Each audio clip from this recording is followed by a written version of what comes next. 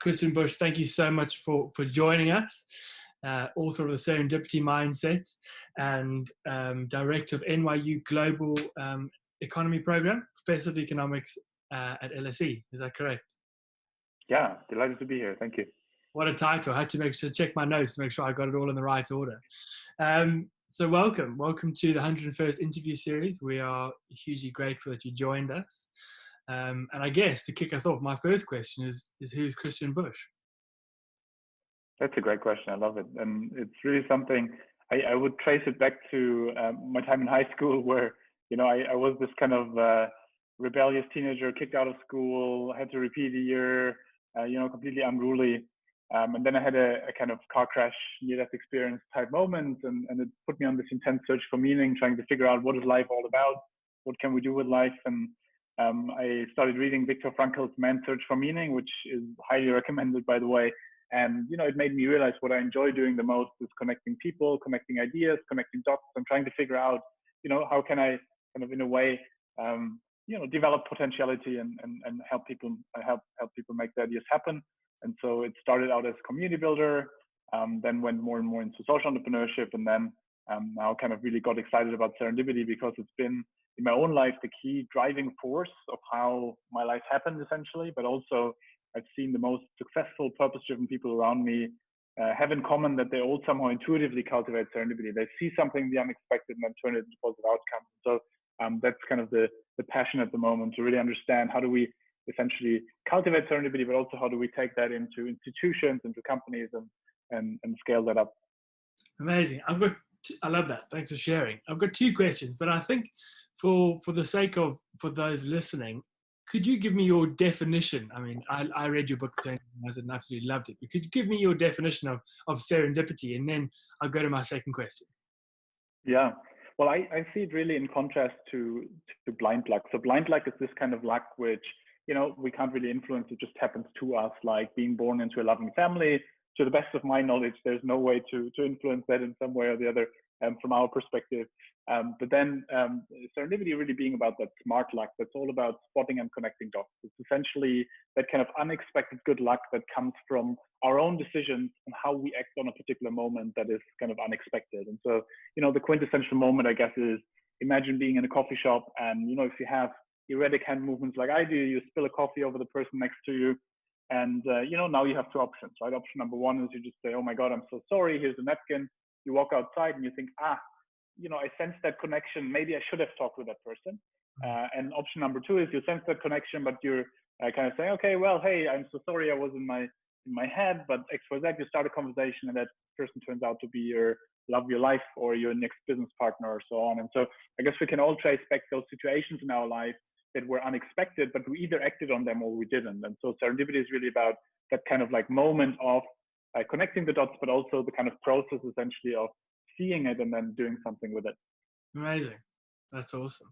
So if we were to trace back your life, you said it started with the car crash, which sounds incredibly traumatic.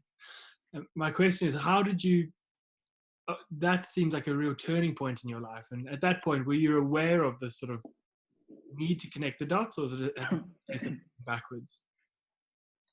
It's definitely a lot of connecting the dots backwards at this point, and kind of trying to make sense out of it. From my perspective now, I've always been joking that if I would write the book in 10 years from now, it would sound very different than it sounded now, and the same like 10 years ago, right? I guess I make sense out of it in the respective context. But I think the one thing that I've seen in myself and that I've intuitively always enjoyed is just seeing how things relate to each other and how you can put those together. And more importantly, that spark that comes from that kind of moment, right? That unexpected moment. And, back in the day, so one of the communities we set up is called Sandbox Network. So it brings together young innovators around the world and helps them make ideas happen. And in a way, we conceptualize that as a Serendipity Accelerator, because what was fascinating is, we started bringing together small local communities, and we realized that people over dinners would always say, oh my God, such a coincidence, such a coincidence, such a coincidence. And so you would have so many coincidences happen all the time in particular contexts. And so the question was, okay, if there is a way maybe to accelerate this, is that kind of the way we bring people together who have some kind of common denominator, but are diverse enough to still have that, or whatever it is, but really kind of thinking about what is it that accelerates that, and And I think that's what I found fascinating ever since then. So how do these kind of dots connect, and how do we facilitate that? Amazing. That's fantastic. And I guess maybe asking your question back at you, what is it that connects it? Talking about that coincidence, how do you get people to sort of switch on to that, to the in essence, that serendipity? Yeah, I mean, it's interesting because I feel if it's about, how do we as individuals kind of connect dots, or as organizations, I guess there's a lot of ways we can do that. But I think focusing on two, my two favorites are, as individuals, it's really there's this wonderful entrepreneur in London, Ollie Barrett. I think we both know he's a wonderful kind of super connector, constantly connecting dots, and he has the hook strategy. So essentially, if you would ask him something like, "What do you do?" he would say, "Well, I'm a education entrepreneur, enjoy reading into the philosophy of science, but what I really enjoy doing is playing the piano." And so what he's doing here is he's giving you 3 potential hooks where you could be like, "Oh my God, such a coincidence. I recently started playing the piano. We should do a matinee together." Or, "Oh my God, such a coincidence. My dad is teaching philosophy of science. We should have you over." Whatever it is, like the idea is that we can use every conversation to seed dots, and then other people can connect them for us. And I've seen that in my own life a lot, that I try to use kind of conversations, especially routine conversations that I anyways have to have, to seed a couple of more dots, so that then people could be like, "Oh my God, XYZ coincidence in there." And I think we can replicate the same on the organizational level in terms of, small things, how we moderate meetings, right? Do we just focus on XYZ, like numbers and stuff, or do we ask, like, what surprised you last week? Was there something that questioned our assumptions? And then you come up with stuff like in this example, for example, the potato washing machine, where there's this Chinese company I've been working with, and they got calls from farmers a few years ago, and the farmers were saying, "Well, look, like your washing machine is always breaking down." So that company is the largest white goods company in the world, and they produce washing machines, refrigerators, and so on. So farmers called them up and said, "Well, your washing machine is always breaking down. Such a crap machine." And so they asked, "Why is it breaking down?" "Well, we're trying to wash our potatoes in it, and it just doesn't work." And so what would we usually do when something unexpected like this happens? We would probably say, "My God, like, don't wash your potatoes in the washing machine. It's not done," right? It doesn't fit into our assumptions of what's supposed to be right. They did the opposite. They said, "You know what? That's unexpected, but there's probably a lot of farmers in China who might have the same problem. So why don't we build in a dirt filter and make it a potato washing machine?" So I think that's kind of like the kind of things on the organizational level, where once we get people into the modus of questioning assumptions, connecting dots constantly, serendipity starts to happen all the time. Amazing.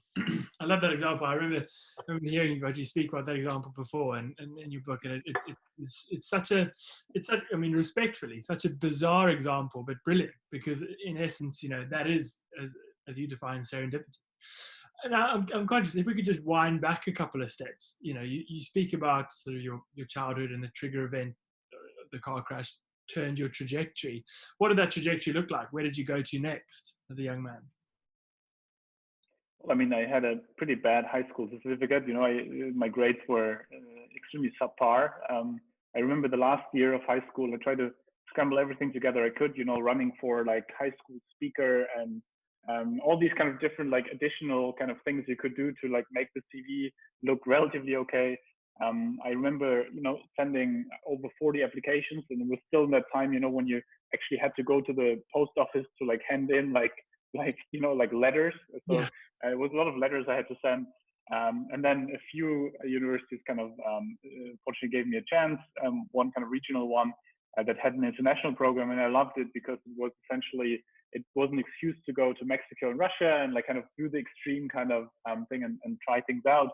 But what I really appreciated about that period was, and I think that's also something I've been sharing a lot with people I work with, in terms of that I feel like university is such a beautiful experimentation space, in the sense of you can plug into different societies, you can run for different things, you can see if it suits you, and you can do all of this with very little risk, in the sense of that you can't fail that much, right? And so I think to me that was also the case, that it was just a beautiful kind of trial and error ground. I started, especially during the kind of my postgrad, then to go more into like the CSR society and kind of get very active there, realizing that I was very interested in how we can really have an impact in the world. And so that really got me into that kind of impact world as well. And then, at university, I ran into one of my co-founders at Sandbox, and we got along very well. So we kind of then all together set up Sandbox, and then later on we kind of the inner imposter came out and said, well, Christian, we're building all these things, we're trying to like build all these communities and companies, but what do we actually know? Like, we always think we know so much, but actually we don't. And so that's why I went a bit more into academia as well, trying to understand what are the patterns behind things, what is underlying that. And so that kind of journey then I got me a bit more into the kind of trying to reflect on what is it actually that is a science-based framework for understanding what we're trying to do. That's awesome. What an amazing journey. I remember we were speaking about it just before, but those learning labs, I think there's one of your learning labs is quite close to home for me because it's from my home country, South Africa. Are you able to talk a bit more about those? There's a fascinating work you did.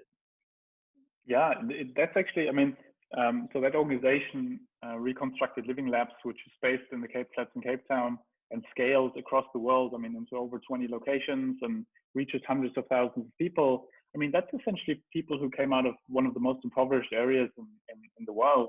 And they essentially said, okay, let's develop a low-cost education methodology that we can take into as many communities as possible so that those people who don't have resources can still do something and be empowered. And the fascinating thing about this and why it's so interesting for serendipity and for success is that what they do is they constantly reframe situations. They do something, at the moment in COVID times, like we all need to look at a world that is resource constrained, right? Budgets are getting cut and so on.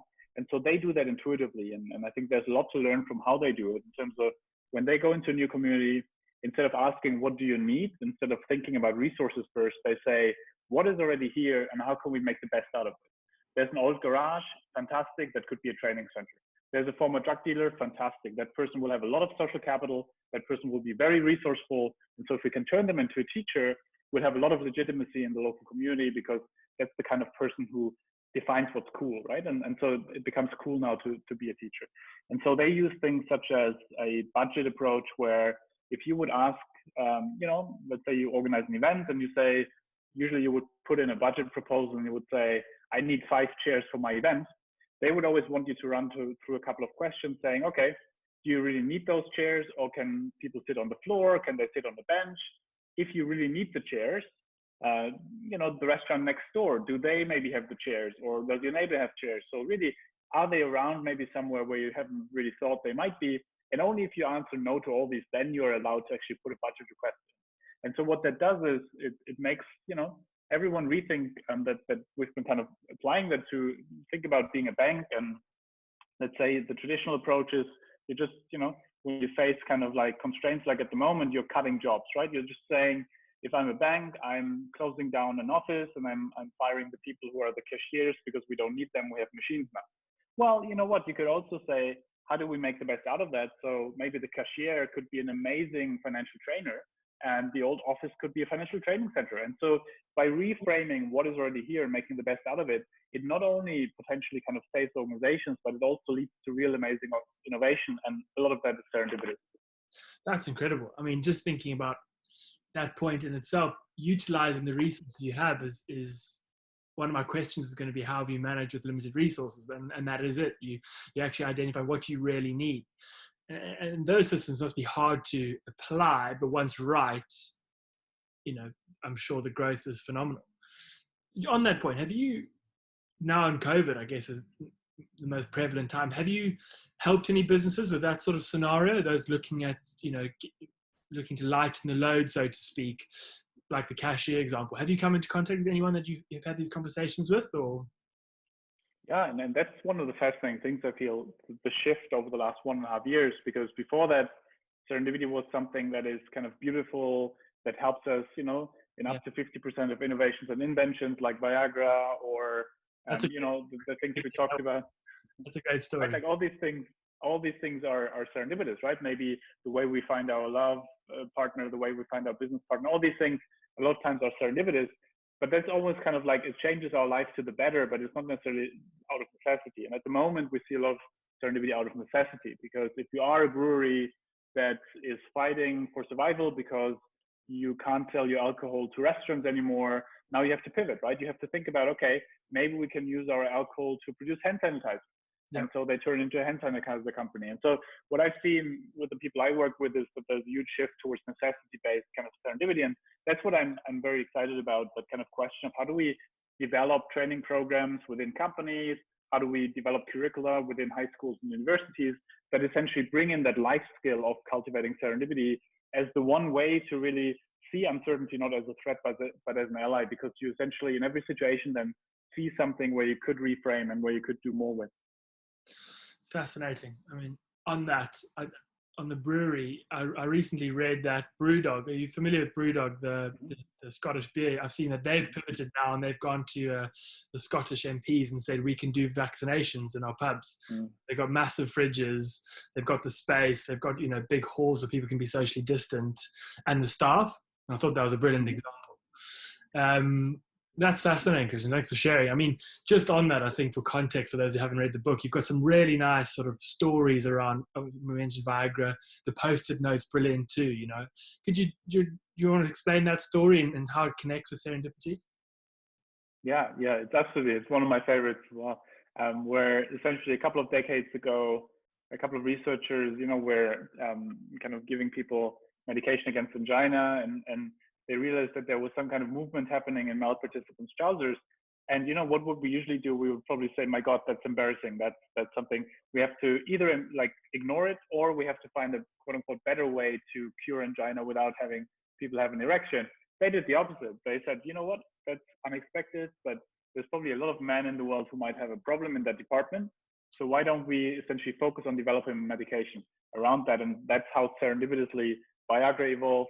The same with a lot of other inventions and innovations, where in a way, the beautiful thing that serendipity is about is to make accidents meaningful, right? To make those kind of things, to see something in a crisis or an accident and then make it meaningful. But also, and there was the hook example earlier, we can also create more meaningful accidents. And so I think it's that kind of those two things that are super exciting. Like we can create more serendipity triggers, but also we can react differently to situations that then allow us to have more serendipity. Brilliant. And how would you, if you were speaking to someone, if you were speaking to me, how would you tell me to create more meaningful accidents? Well, I mean, so I think if you imagine you're sitting at home at the moment, you're probably not going a lot into coffee shops or other things, being in London in lockdown. I'm a big fan of doing a serendipity journal. So essentially, some people might have a gratitude journal or something else, but I have this kind of serendipity journal, and the idea is to define a couple of areas, being that like a broader North Star, right? In my case, for example, it's a lot about how do we develop the serendipity mindset and kind of really like multiply that into wherever it's possible. So I try to seed that into every conversation. And so it's kind of really identifying those kind of themes that could be interesting that we could bring as a side note into almost every conversation with our uncle, right? Like this kind of routine conversation where we're talking about something completely different. And then we're just like, oh yeah. No, I'm sorry, I have to go now because I have to continue working on X, Y, Z. It has nothing to do with the conversation, but by putting this in there, the uncle might now tomorrow catch up with an old friend and telling them about it, and it might be, oh my God, such a coincidence. I want to put you in touch with my brother who X, Y, Z. And that's obviously how a lot of times client leads or other things come to one, right? That in a way we put some kind of message out there in some way.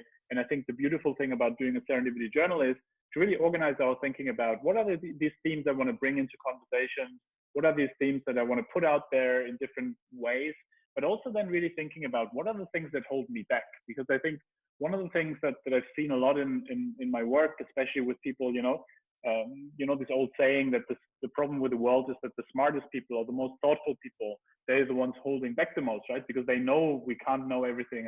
And usually then it's the dumb people speaking the most. And so that's the problem, right?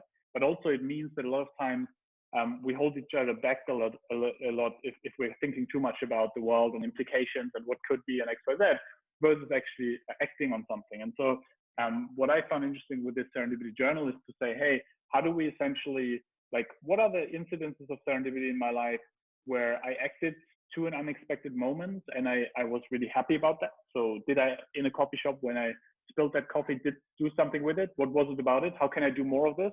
And then also, when did I not act on it? Were there situations where I felt afterwards I walked out and I was like, what could I have done? And so those kind of situations, reflecting on those, and I think especially at home at the moment, is obviously a beautiful kind of opportunity in a way to be at home, to really reflect a bit more on what are these deeper lying fears or self-limiting beliefs or something else that holds us back, and really working on that as well. It's interesting. I'm currently doing a course called The Science of Wellbeing by Dr. Laurie Santos from Yale. And she recently introduced a concept called whoop. Have you heard of whooping? No, not yet. No. It's developed by a psychologist, but it's all about these obstacles. And I'll probably misquote, and I don't think she'll hear this, but I'll make sure I get the correct answers. But whoop essentially stands for wish is a W, so your North Star, which I presume is quite similar. So your goal, your aim, your greater purpose. The first O is opportunity, so the opportunities you have around, and the second O is obstacles. And I think it's such a valid point, because so often we can idealize these things. And the thought for me of keeping a serendipity journal sounds hugely exciting and something I'd want to do, but to ensure that I get the most out of it, I see the relevance in identifying the obstacles. From a practical point of view, in that serendipity journal, firstly, how often do you do it, and how do you connect the obstacles to the serendipitous sort of North Star or wish? Yeah. I guess it's really that kind of almost like a parallel track, right? So the one track is like the page one, which is really kind of like the bigger themes and the broader interests and everything else, that are really about kind of what do I want to connect the dots to, but also what do I want others to connect the dots to when I'm putting myself out there. And then kind of other things, in my case, for example, now where I have an approximate North Star, I'm kind of just trying to jot down like observations and like things that I come across. And I usually try like every day 1 or 2 observations, like what was it today that happened that I could do differently? What was it today that I could do along those lines? But then I think the parallel track really is like, what are the bigger themes that are coming out of this?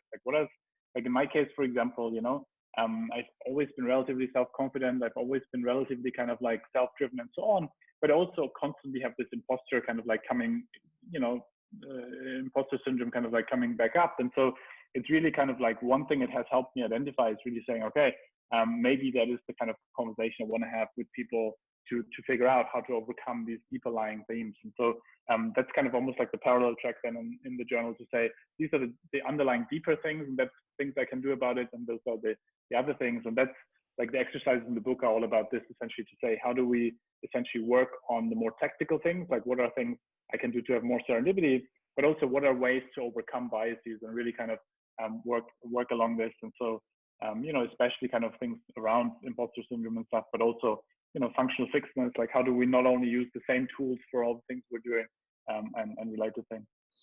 And we'll share the details for the book on this, and the book is great, and I love the tangible nature of some of those exercises. They were hugely rewarding. One thing was in the book too that I think will be massively useful to anyone listening: the serendipity bombs.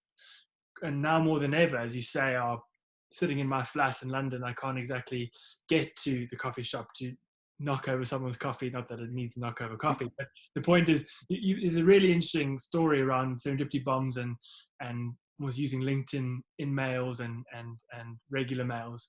Do you want to talk a bit more about that? Yeah. I mean, the idea behind that is really to say that at the end of the day, it's a numbers game, in the sense of if we are, let's say, a person looking for a job at the moment, like in a way, a lot of times when we're looking for something, it's kind of like it's never too late. Like that's kind of like the peak point of where we can do something. But ideally, we always consistently kind of build that social capital and other things that whenever then it is needed, it is there in a very relational way. But serendipity bombs are really about this idea to say, hey, how do we write things like speculative messages or so to people whom we admire, people who inspired us? And InMail obviously has the function where second degree contacts, we can just send them an email and, along the lines of, thank you so much for inspiring me. I'm currently in XYZ kind of like journey and would love to kind of catch up at some point, whatever it is, just something that feels authentic and that's not pitchy or something, but really that kind of like does that a couple of times. And if you do that 10 or 20 times, there's always a couple of people who will say, oh, that's interesting. Coincidentally, I was working on something related, like we should hang out or something like this. And so it's really that idea that at the end of the day, the more bombs we're setting, the more likely it is that something comes up. And again, I think the earlier we're setting these, the better, but especially then when it matters But I think that's also something that's a big part of the philosophy behind the Serendipity mindset, is to say that it's one thing to do these things transactionally. So it's one thing to kind of like try to reach out concretely about a concrete problem. But I think what's much more important and much more helpful, but also feels much more authentic, I think, to almost everyone, is to say, let's build deep relationships, meaningful relationships over time. And that's where the magic happens, rather than kind of like, okay, I'm focusing on reaching out to one person who I need at this particular point. I mean, nobody likes that, I guess. No, and I think that's such a valid point. I think often the misconception with that could just be it's quite cold, and you wouldn't want it to feel like you were sales pitching someone, and I think that it will be the real challenge. Sort of, how do you manage? It makes me think of the original example, the hook. I am currently working on this, but I'm really, what recently watched a documentary that made me think, how can I do something for the planet? And developing these hooks, whether you're talking to your director or your uncle, seems like this is a common theme. And sort of, I'm a very practical person. I like lists and stuff. If you could give sort of your a hook. So how do you foresee a hook looking? You talk about what you're doing and then what you care for. Is there something in particular that you do with your hooks and the hooks you use to create these meaningful conversations, or is it really what's sort of happening at the time? It depends on the context, but I think what I'm always trying to do is to have these one or two key themes or interests that are kind of high on the agenda. So let's say in your case, building a new business, and I'm sure there's always like a fundraising question, or always like whatever there is, and then really kind of like it could be small things, such as when we catch up next time, it would be something like, hey, I'm Tom. I've been super excited about the future of XYZ. I've recently also been very curious about how you can fundraise differently about XYZ. But what I'm really curious about is playing the piano. Like, the thing is that it's really kind of like, in a way, I wouldn't say there's a particular go-to, like logic to it, in the sense of what it really depends on the particular moment. But I think what I found most useful is really to understand, like, what is it at this point in my life that I prioritize, and how can I bring this into the conversation. And sometimes that might be a passion, sometimes that might be an interest, sometimes that might be completely different types of things. As an individual, that application is fabulous. It'd be brilliant. I wasn't sure whether you'd come across any businesses that you'd advise to, thinking of the world of sort of commercial. And I used to work in partnerships, and we used to do a lot of outreach to brands to try, get them involved in the work I used to do previously. There's so many similarities there that I could see, creating those personal connections with the different, people in those brands. Using that methodology, I could see would be massively useful, and actually largely underrated. There's a large part of that side of the world can feel quite cold and transactional. So really turning it on its head. Do you work quite closely with businesses to sort of advise them on those sort of things? Yeah, and what's really interesting about this? So I just talked with an insurance organization, for example, and one of the things that they've realized is that, how, for example, there were new regulations, right? And they had to kind of somehow brief a couple of their customers about new regulations. And while doing that, they also then kind of drop in a little bit, hey, by the way, we've been working on this new project, if you're ever interested, or whatever it is. And so they've been floating a couple of things, and that's how they got one of their major kind of new investments into the company. And so, yeah, there's a lot of those kind of things where I think, especially in kind of more traditional companies, being that real estate or others, where, a lot of the new leads obviously come through recommendations, or they come through existing customers or clients who then kind of like maybe also might need another kind of asset or something, which then gets recommended. And so I think it's these kind of things where within the organization, you very clearly then see who are the people who are able to connect dots also between divisions. It might be like, oh, my colleague Mark, like, that's coincidence, like, what a coincidence, like, you've been looking for experts, that my colleague Mark has been working on this, like, I'll put you in touch. And the point here really being, the more we know also what our colleagues, I mean, that's an obvious one, but I think in companies a lot of times it's also about making more transparent what our colleagues work on in different areas, so that we can then also with our own clients, customers say, oh, actually, that could relate to this, tell me more about your needs. And I think that comes back to the hook. Like, one of the key things about the hook strategy is that it's the opposite of a pitch, right? A pitch is like, let me sell you something, and most probably you won't need it. And maybe I try to talk you into it, and then maybe you buy it, but like, you know, grudgingly so, whatever. But it's like if I set a couple of hooks and ask you for your needs, and then dive a bit deeper into the needs, and then I'm able to connect that to those different types of solutions. That's obviously what every good salesperson does intuitively. And so I think it's something that really relates to that as well. Yeah, I guess it's the notion everyone wants to buy, no one wants to be sold to. You mentioned human social capital earlier. It's something that my business partner Will and I are very passionate about. And actually, I can see there's such massive value internally. If you think about big organizations, we used to work for a large team, and that human capital aspect is so crucial, because actually you're harnessing serendipity in these relationships with your customers and potential other brands, but really internally knowing what people do and care for along the line, you know, create these long, meaningful relationships. And very often, I think these things, we don't often always apply them in. I don't know what in your experience, but certainly in ours, you know, within organizations, so often the focus is outward, but it needs to be inward. And using these tools and these hooks actually just to develop the relationships between sort of the people that sit next to you and also the people who sit sort of down the office is hugely key. Absolutely. And that's why I'm a big fan actually of you know, practices like random coffee trials, where essentially, especially during COVID times, you know, where you don't have these water cooler moments where you could just run into someone who then tells you about, oh, client XYZ is looking for XYZ. Oh no, I was building XYZ into our new system. I could XYZ for you. Whatever, like those kind of moments are happening less, right? Because we have those physical encounters less, and Zoom and stuff obviously is much more kind of like planned and targeted. And so what organizations like Google and others have been doing for a long time is to have things such as random coffee trials, where you essentially say, okay, everyone says when they're free during the week.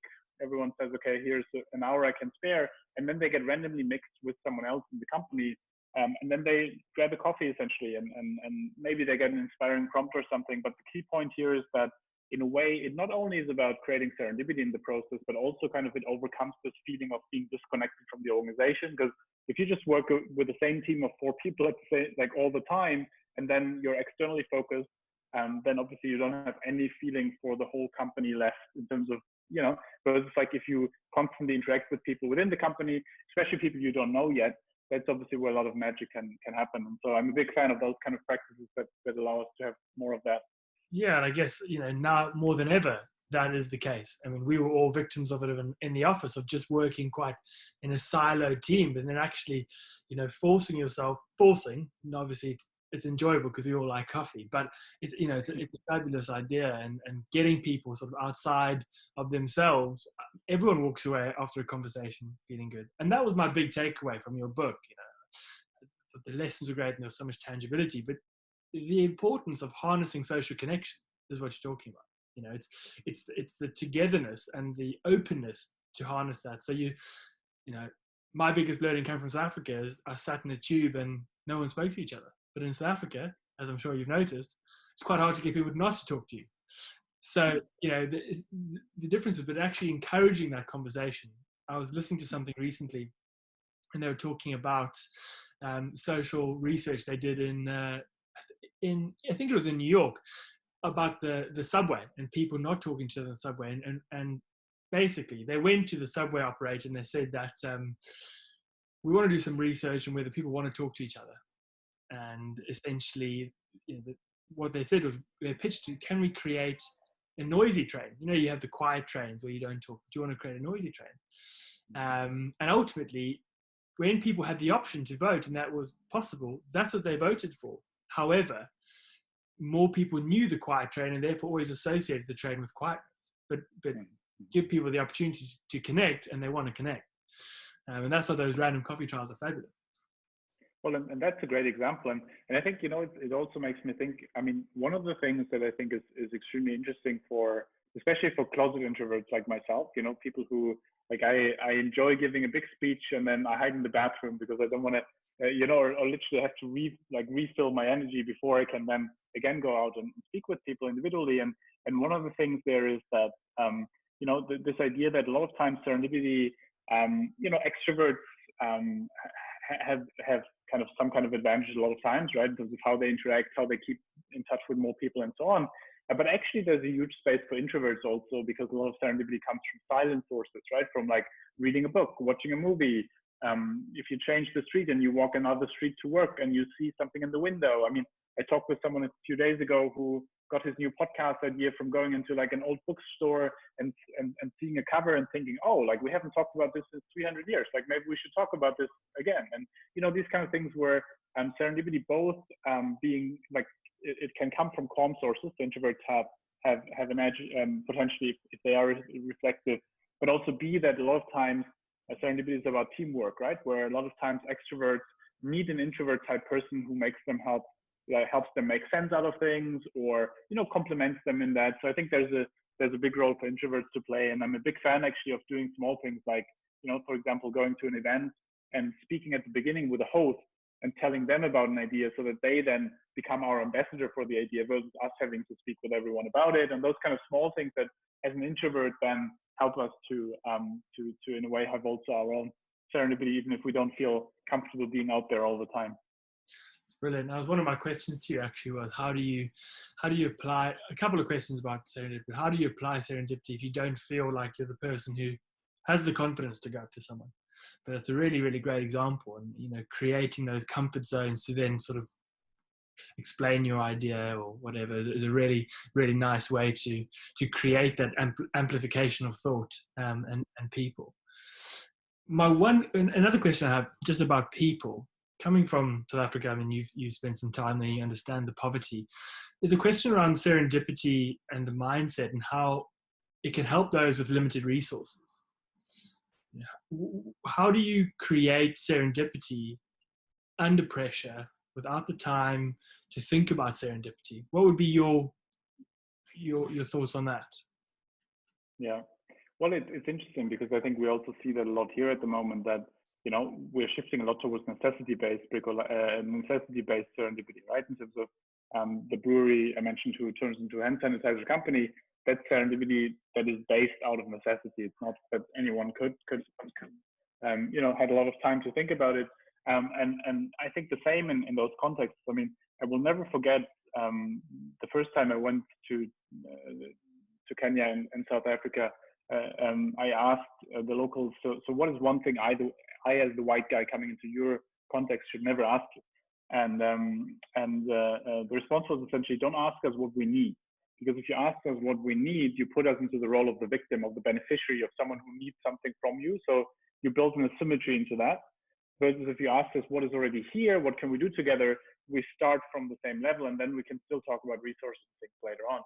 And so to me, like, the reason why this reconstructed living labs is so fascinating as an organization is they essentially give people dignity by saying, tell me first about what you have, and then we can help you create your own luck, versus we are creating your luck, because we're creating your luck for you and makes people passive receivers of something, versus when they can actively create their own luck, that's when the magic happens, right? And so I think the beautiful thing about serendipity is the kind of empowerment, the potentiality that this is all about. And I think, you know, coming from Germany, I grew up in Heidelberg next to the Philosopher's Way, and Goethe wrote a lot of his poems there. And he was all about this idea, like, you know, if you see more in a person or more in a context, that is when you start to see potentiality. And that's what a lot of serendipity is about, to see a little bit more than others in a moment or in a person, and then connect the dots slightly differently. And so I think there's a big empowerment kind of logic to that idea that helps us to look at the world different.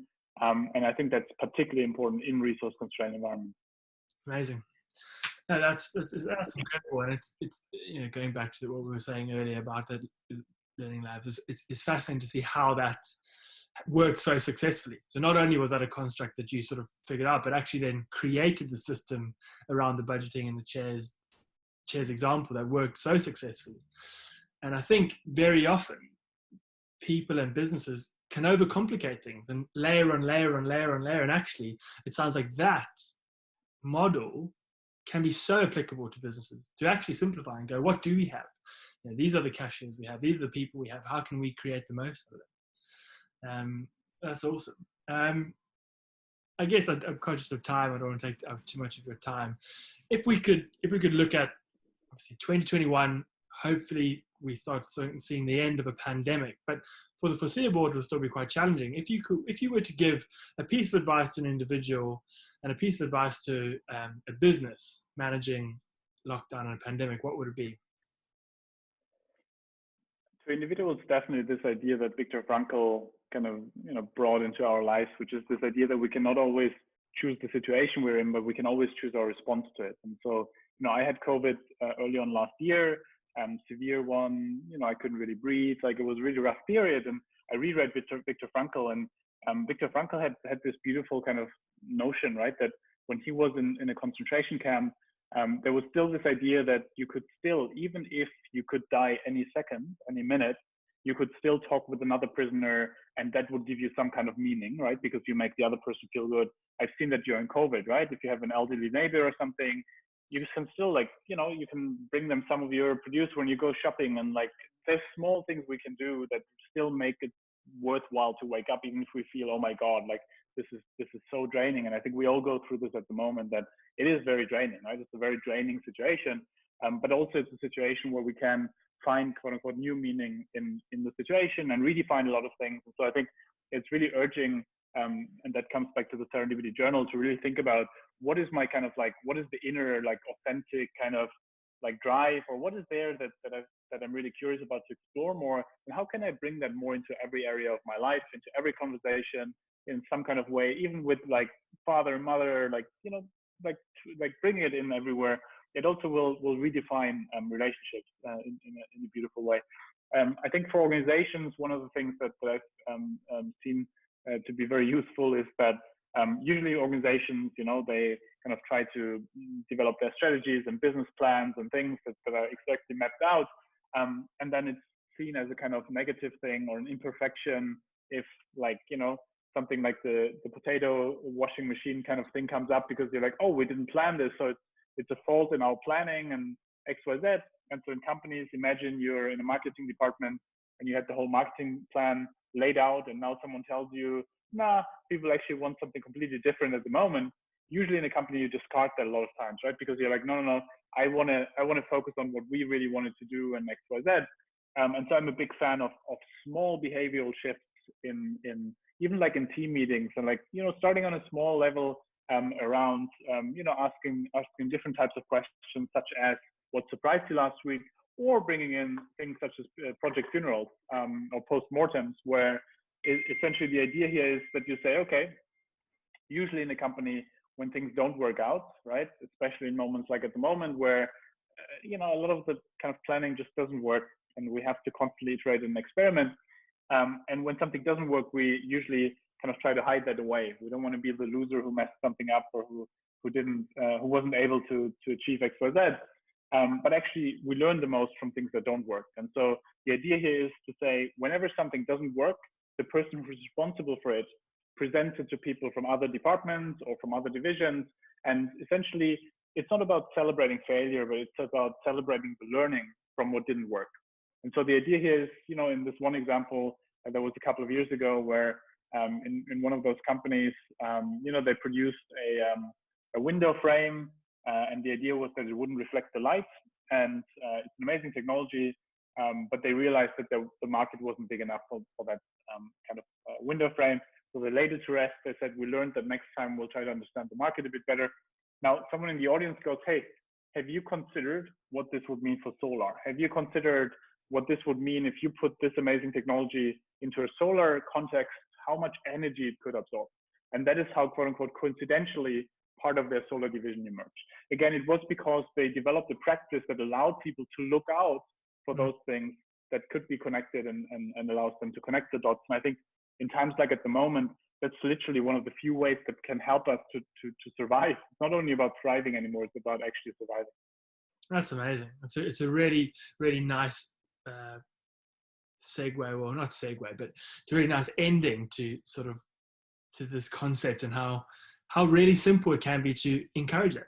Those conversations around, a brainstorming table, focusing more on social capital, allowing people the space and time to then see identify that could be solar, or fixing the potato washer, which is fabulous. That's amazing.